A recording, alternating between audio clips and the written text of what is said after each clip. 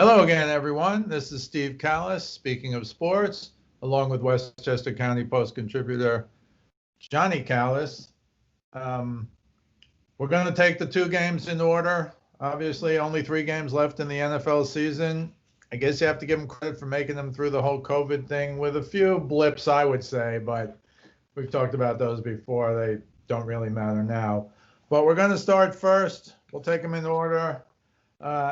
Tampa Bay goes up to Green Bay Sunday, 3:05 Eastern on Fox. Right now, Green Bay, as we tape this on Thursday, Green Bay a 3.5-point favorite. We're going to give Johnnie Kallas the lead on this one, partially because of Tom Brady, partially because he just knows all this stuff. What do you got, Johnny? Steve, great to be with you as always.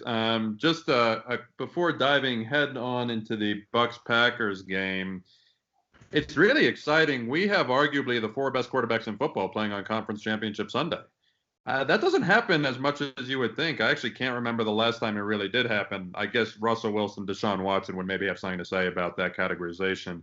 But, I don't think you'd be wrong if you said these are the 4 best, assuming Mahomes plays.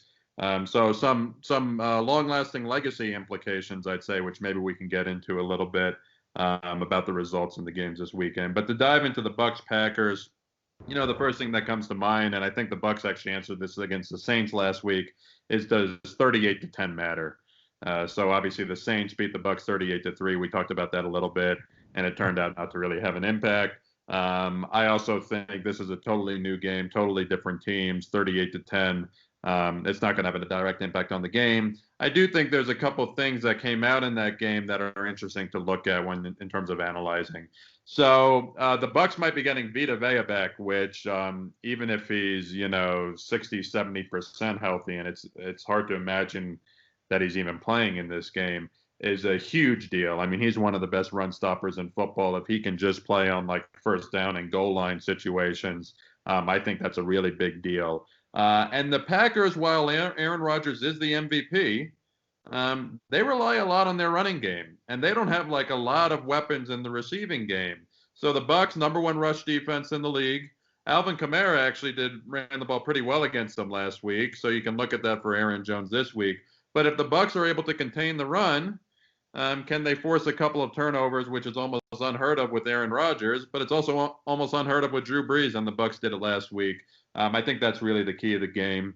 In terms of the passing game for the Packers, it's all Aaron Rodgers, Davante Adams. Obviously, Rodgers will make it work with just about anybody. But the Bucs secondary, I have to say, I called them the weakest link on the field going into the matchup. I did pick the Bucs against the Saints, but I was worried about the young secondary. They played great.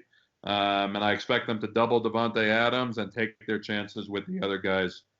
Switching on to the other kind of side of the ball, if I didn't say already, I think people can tell that I am going to take the Bucs. I took them before the playoffs to go to the Super Bowl. I'm going to stick with them, or to win the Super Bowl, excuse me. I really like Tom Brady in this game. And one of the main reasons I really like him in this game is because I think they got over their kryptonite. I think the Saints really were their kryptonite, and it didn't look great. They scored 30 points, but you have to give the defense a lot of credit, 21 points off of turnovers. All 3 of those drives started in New Orleans possessions. One, I think, started at the 3. But they were inches away from scoring 38. Chris Godwin, it would have been a very good catch. He could have made it. Gronk, it would have been a very good catch. He could have made it. Both could have been better throws by Brady. But those, we're talking about Pro Bowl to all pro caliber players there. And I think that they're dangerous even if Antonio Brown is limited. That's sort of the one big injury thing in this game, not the biggest of the weekend, but in this game that we're looking at. But Tom Brady in the 2 biggest third downs last week against New Orleans went to Tyler Johnson, who made one of the best catches you'll see in postseason play. Seriously, it was incredible. If you haven't seen it, you got to go watch it. And then went to Scotty Miller on a little Antonio Brown sort of out pump faking up and for a big third down conversion. So obviously they want to have Antonio Brown. He's come along well, but they got a lot of weapons, and we're not even counting some other guys. So just to sort of wrap up on this, or a couple more points, I'm sorry.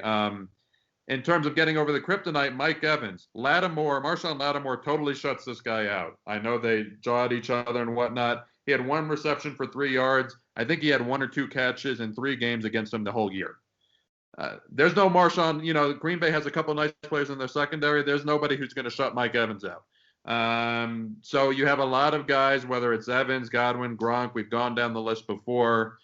And then the last thing I'll say about this game, a lot of people have made a big deal about the weather, rightfully so. You have a Florida-based team going up to Lambeau. It doesn't look like it's going to be frigid cold, but 20s. I wouldn't be surprised. Teens with wind chill and maybe snow.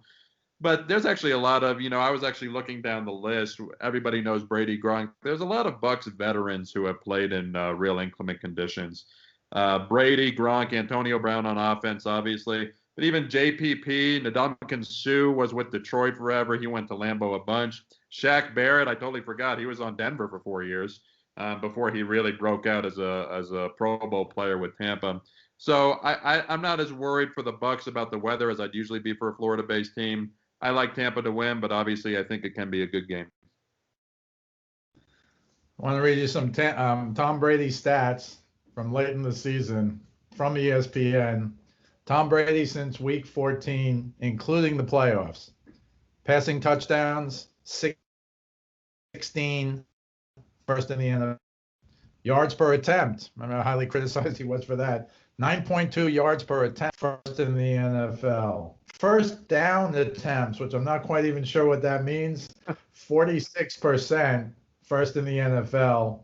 And this new stat that I've only seen this year, maybe you've seen it before, pressure percentage, which is a combination, I think, of how the O-line blocks and how quickly Brady gets rid of the ball.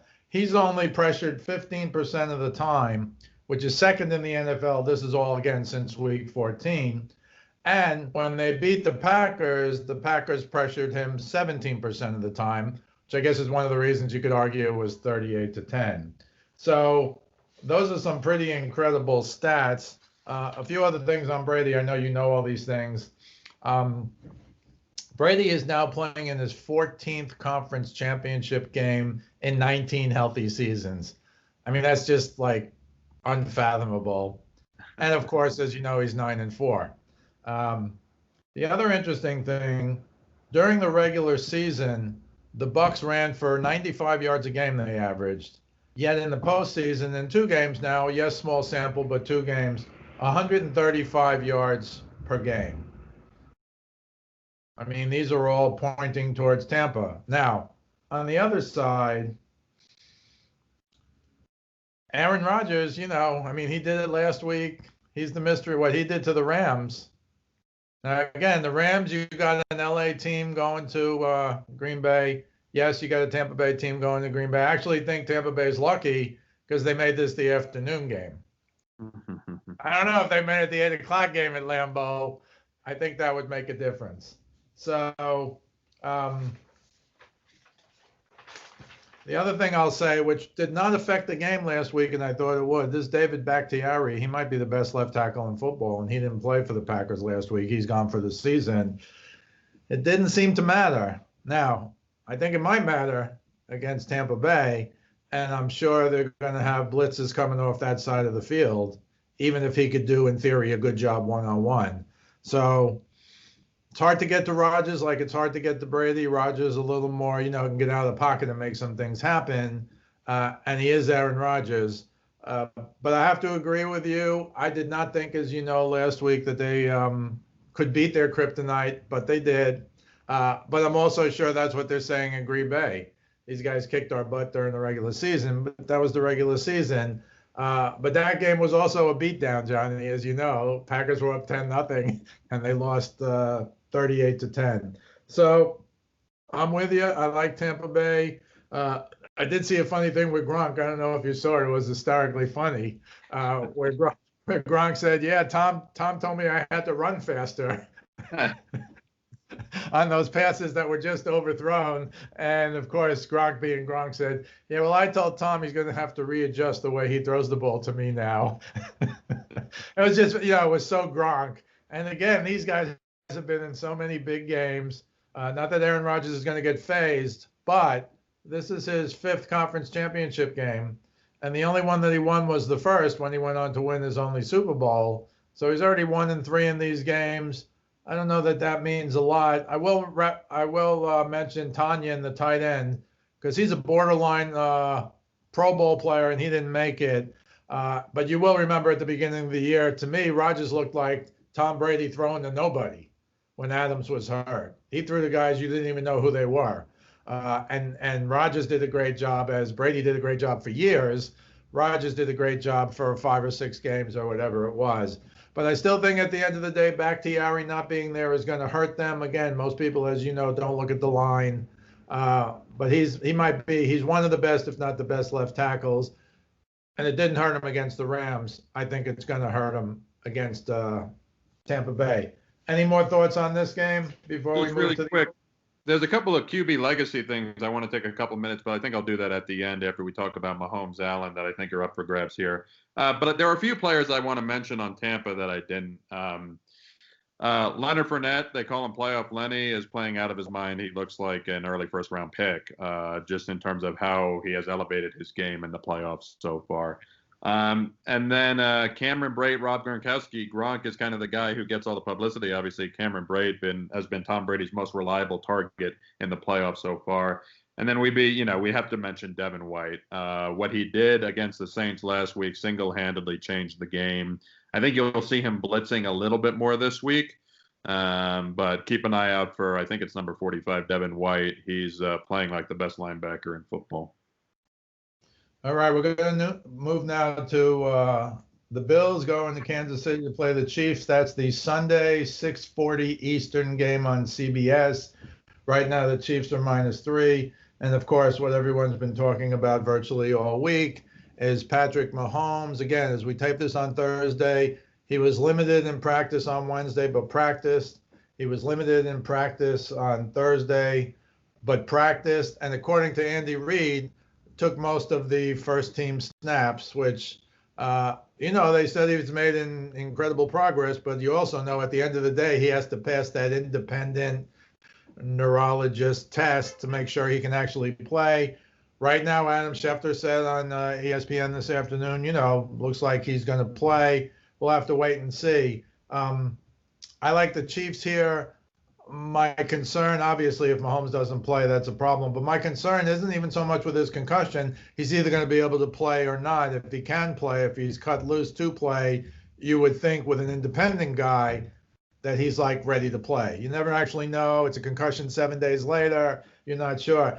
But I'm frankly as concerned with his toe, because my view of last week's game was they were going to beat the Browns 42-21 or something, because they went down the field the first 2 drives. And I think he hurt his toe on the 3rd drive, and he was not Patrick Mahomes. I know you referenced to me a scramble that he made, but he was still not, Tony Romo, I think it was Tony Romo, was pointing out where his toe was pointing on some throws, and he thought that was because he was injured in that left toe as he stepped forward.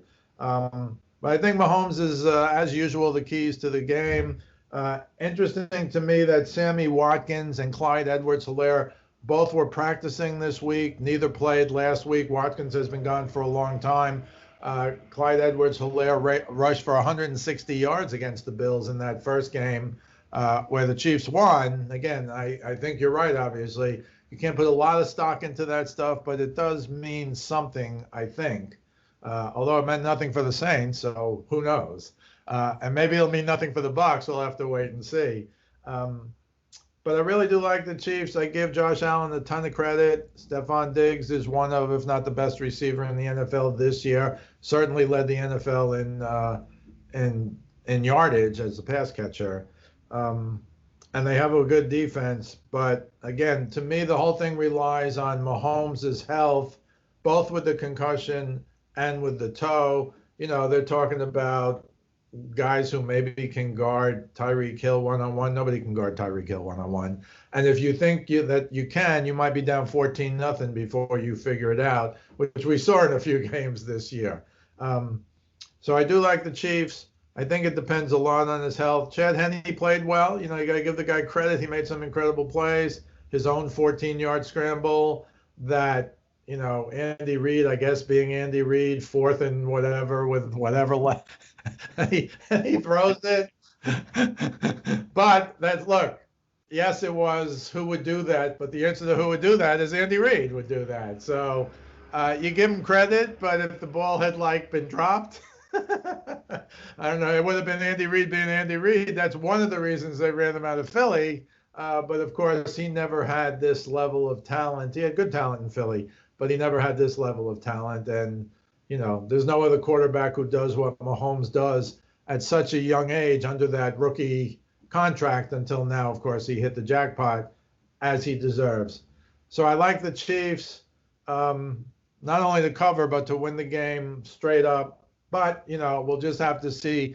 It's probably a game time. If you're a gambler, it's a game time decision because you'll know at, an hour or so or 2 hours before the game, you'll know what the deal is. What are your thoughts on Buffalo going out to Kansas City to play the Chiefs? Yeah, I mean, Chiefs minus, I think you said -3 is really good if Mahomes plays, if you're looking at Kansas City. But even if Mahomes plays, I'm sticking with my original pick, Tampa Buffalo in the Super Bowl. So I'm going to stick with Buffalo. I looked back at that, and you alluded to, I think, half of it to that the first Bills Chiefs game, or I think it was Chiefs in Buffalo on Thursday Night Football earlier this year. And it was very weird for an Andy Reid game because they ran the ball a lot. Edwards-Helaire, as I think you said, had around 150, 160 rushing yards. And Buffalo, as we talked about, though they quieted the critics against Baltimore last week, they have a pretty strong pass defense, but their rush defense is questionable. The other side of it is Josh Allen in that game, which was 26-17, and Mahomes had a last, late drive to kick a field goal to kind of ice it. It was a pretty close game. Josh Allen went 14 for 27 with 122 yards. That's not happening this week. You can tell me he's going to throw a few picks, and that's why they'll lose the game, but he's going to throw for more than 122 yards. I think the Bills have come so far. We've talked about it. The only time they've lost in the last 3 months was the Hail Murray play, which, was a game that they deserved to win. So I'm going to stick with Buffalo. I mean, if Mahomes is at full strength, it's going to be tough to beat Kansas City. I know they'll bring the game. They'll probably throw the ball a lot more. Edwards-Helaire looks like he may play, but it's not a certainty at this point. But I'll tell you, they lost by 9 in a relatively close game with Josh Allen throwing for 122 yards. They have a real good chance to win this game. So I'm putting a lot of faith into Tre'Davious White and Josh Allen. But I think that they'll get the job done, and if they do, it's Patrick Mahomes and Josh Allen. Maybe we're thinking of the future of the NFL, but that's another conversation for another time. Yeah, I'm just going to give you some more stats on Josh Allen versus Mahomes when pressured, and after I read those, I'll throw it back to you for any final thoughts. When pressured, QBR, Josh Allen has the 3rd highest in the league. Mahomes has the 1st. Passing yards, Josh Allen has the most passing yards in the league. Mahomes is 3rd. Passing TDs, they're both tied for 4th. And that pressure stat, which I do find interesting, the Chiefs get pressure on the quarterback 35% of the time. That's 2nd in the NFL. And the Bills get pressure on the quarterback 34% of the time, so virtually identical. That's 3rd in the NFL. So I find that very fascinating as well. Again, I just think that, but I always say this, everybody put up the Chiefs' last 6 games where they hadn't won it by more than 8 points. And of course, they didn't beat the Browns. But I think that's a bit phony because I think it would have been a beatdown. Not if he just didn't get a concussion, but if he also didn't hurt his toe. So again, when you start reeling off their weapons, you just shake your head because as great as Mahomes is, and he's great, and maybe at some point he'll be in a position where he has to play without the best tight end in the league and the fastest guy in the league, and the 3rd receiver would be a number 1 everywhere else, and 2, and a really good running game as well, good offensive line. But I think this is the year. I think they're I know no one's done it since the Patriots way back when, but I think this is the year they go back to back. Give me your final thoughts on Chiefs Bills or anything else before we wrap it up. Yeah, just a couple of legacy points with these 4 quarterbacks that I want to bring up. Tom Brady is looking to go to his 10th Super Bowl. There's a whole Brady-Belichick thing. Brady's putting as good of an answer to that question as he possibly can so far this year. We shouldn't look to next year already, but you got to like Tampa Bay a lot next year. But he has made, you alluded to 14 conference championship in 19 seasons as a starting quarterback. His percentage of making it to the conference championship game is higher than LeBron James making a free throw. It's higher than a Major League Baseball pitcher throwing a strike. I heard these stats on a show earlier today. Only 3 franchises, 3, and one of them's the Patriots, have been to more conference championship games than Brady. If Tom Brady finds a way, maybe just going to the Super Bowl, never mind winning it, you could argue that himself alone is the greatest franchise ever. 7 Super Bowls, 10 appearances. So we really need to, I think we need to start thinking almost pan sports or transcending the NFL, however you want to put it when talking about Brady. I know people don't love it because there's, people have hated the Patriots for a long time. He's not the fastest guy. He has excellent, I think, underrated arm strength, but he does not have the best arm in football.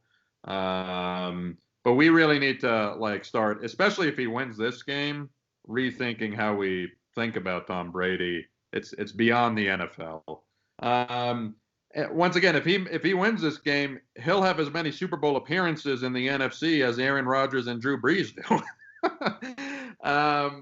It's just kind of mind-boggling when you think of it. So this is a real big game for Aaron Rodgers. His first NFC title game at home. It's kind of hard. That's pretty incredible. All 4 have been on the road. I think they were the number 1 seed when they went 15-1 that one year. He won the MVP, but the Giants beat him at Lambeau. And then, I just think if Mahomes is healthy, Mahomes versus Brady or Rodgers would be epic. I mean, maybe the greatest Super Bowl matchup ever between quarterbacks. But if Josh Allen can win that game against Mahomes or not, especially if it's against Mahomes, then he really solidifies himself in that upper tier of NFL quarterbacks heading into next year. So I think it's just fascinating. Just, you usually don't have it, even though it is the era of the quarterback. You think of quarterbacks who have been in, Jimmy Garoppolo, Jared Goff, Nick Foles. It's not always the best quarterback. Give all those guys credit, but these really are, I think, arguably the 4 greatest quarterbacks in football right now, and it'll be an incredible Sunday to watch. Excellent job, Johnny. This is Steve Kallas speaking of sports along with Johnnie Kallas. We'll see you the next time.